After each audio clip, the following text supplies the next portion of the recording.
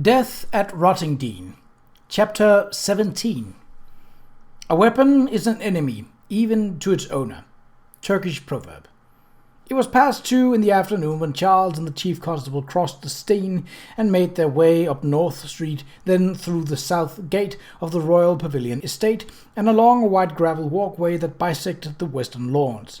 They passed in front of the huge domed building that had been erected in the early 1800s to accommodate the royal stables, then let as a cavalry barracks in the 50s and 60s and later reconstructed as a concert hall. In Church Street they walked several blocks in a westerly direction and turned right into a narrow lane. Several doors up, Sir Robert stopped before an unassuming brick-fronted shop with a painted signboard that read simply R.W. Barker and Son. The mullioned window was protected with iron bars, curtained with grey drapery to deter prying eyes, and topped conspicuously with a burglar alarm. A discreet brass medallion beside the door bore the royal lion and unicorn and the inscription "Armourer by appointment to Her Royal Majesty." "The family has been in business here for at least half a century and is considered very reputable," Sir Robert said. "They provided arms for the cavalry officers when the company was stationed in Brighton. If there is any knowledge in Brighton of a new type of firearm, my lord, we should find it here." Charles nodded, hoping that Sir Robert was right. He did not want to take the time to make a trip to London, especially when he had promised Kate that this holiday was to be theirs alone, a retreat from the pressures that had made life so difficult for the past few months. A time to heal whatever rift had opened up between them. At the thought of Kate sitting alone at Seabrook House waiting for him, Charles felt resentful of the task that was taking him away from her, and yet there was a certain compelling excitement in it too. The thrill of the chase, was it? He asked himself with a kind of self-mockery. The scent of danger on the wind, or the exhilaration of the game. Well, if that was it, he could forget all that heroic silliness. He squared in his shoulders. The hunt for a killer was not a schoolboy's lark, but a very serious affair indeed. 2 of the Queen's officers were dead, and unless he was mistaken, the net of treachery that had snared them and had been flung very wide indeed. Sir Robert opened the door, and Charles followed him into the narrow shop. It smelled richly of gunpowder, machine oil, and leather, and was lit by a row of gaslights along each long wall. The gaslight gleamed softly on the polished wooden butts of the rifles and shotguns that filled the wall racks, and on the glass tops of the oak cases on either side of the narrow aisle down the middle of the shop, in which a wide selection of handguns was displayed. Behind the cases there was a clutter of shooting equipment, gun cases, slings, cartridge belts, holsters, cartridge-filling machines, and cartridge magazines. "Ah, Sir Robert!" A short, slight man with gold spectacles and grey hair came toward them, dressed in an old-fashioned long-tailed coat. "So good to see you." Robert smiled cordially, and the 2 men shook hands. He turned. "Lord Sheridan, I should like to present you Mr. Reginald Barker. Reg, my friend, his lordship has come down from London on holiday. He has a question for you with regard to a certain new type of ammunition." With a slight smile, Mr. Barker rubbed his hands together. "New ammunition, eh, my lord? Shotgun, perhaps? If you're doing a bit of shooting in the Downs, I'm sure you'll be interested in the smokeless powder cartridges we just received. A very significant improvement, I must say, over the black powder we are all so accustomed to using." He turned. "Let me show you." Sir Robert intervened. "Forgive me, Reg. I should have been clearer. Lord Sheridan was holidaying in Rottingdean, you see, when a pair of the local coast guards unfortunately managed to get themselves murdered. The Prince of Wales, he was down for a visit with the Duchess, got wind of the killings and commissioned Lord Sheridan to look into the situation on behalf of the Crown. So you might say, in fact, I suppose we must say, that this is an official visit." He cocked his head.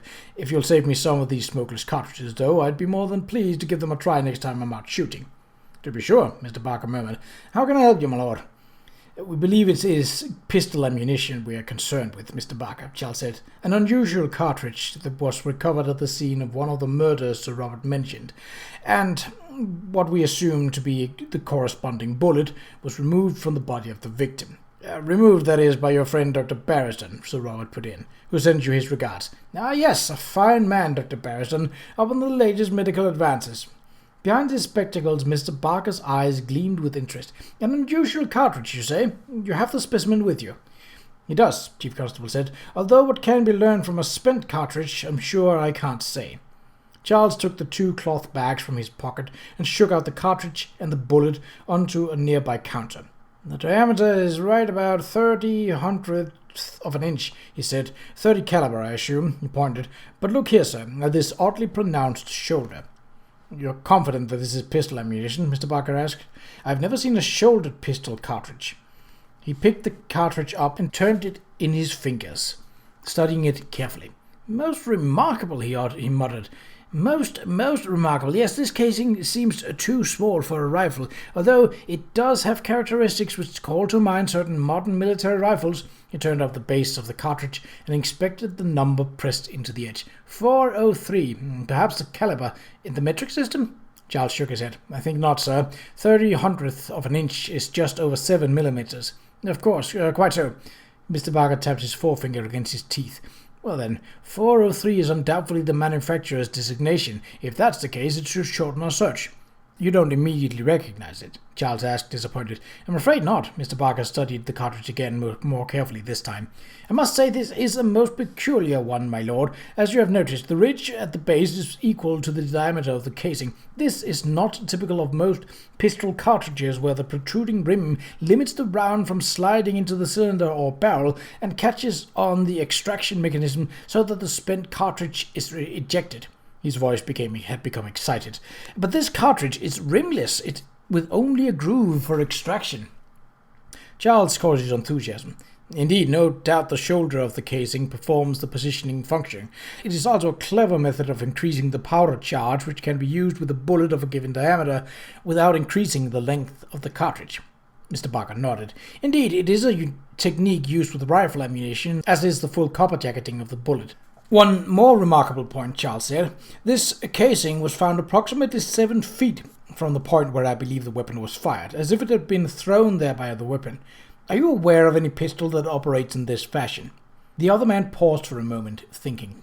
I have heard, he said slowly, that 1 or 2 German firms are experimenting with self-loading pistols.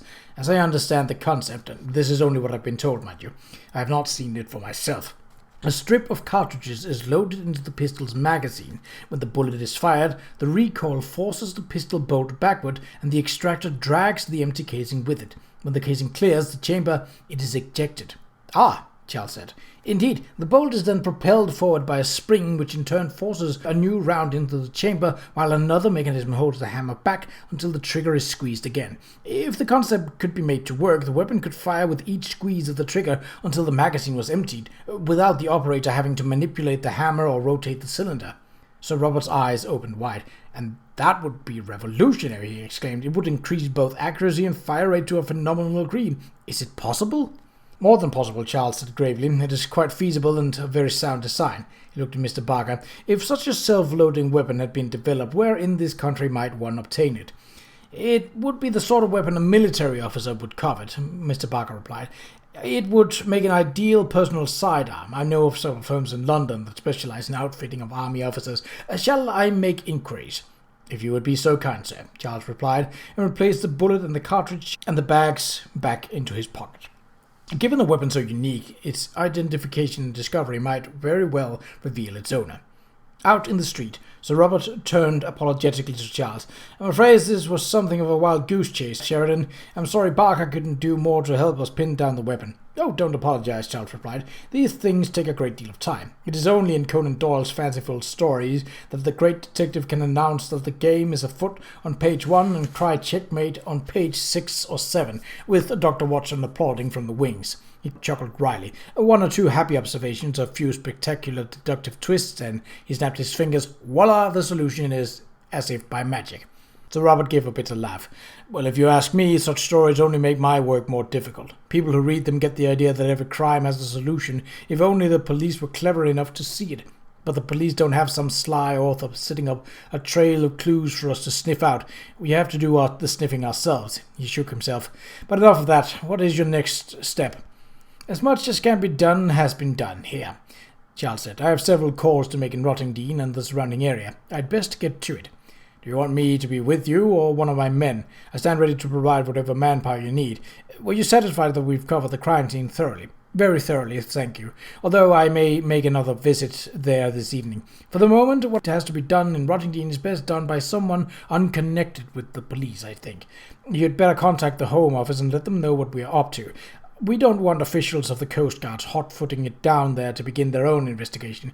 That would only get in the way. I'll telegraph London immediately." Charles nodded. "If Lady Luck is with us, though, a time will come when I shall require your help. Where can you be reached?" "Ah, yes, Lady Luck," Sir Robert sighed, fishing in his pocket. "The great detective may repudiate her entirely, but the rest of us know that she is responsible for apprehending most of the criminals brought before the bar." "In the future," Charles replied, "science will give Lady Luck a hand, but we're not there yet. In the meantime, perhaps you would be good enough to loan me a sidearm. I prefer Webley if you have a spare." Sir Robert eyed him, expecting trouble. The killer was armed with a formidable weapon. It would be prudent to have insurance. Charles pocketed the card the chief constable had handed him. "I will send you word of my progress. Let us hope that Mr. Parker's inquiry brings us some useful bit of information."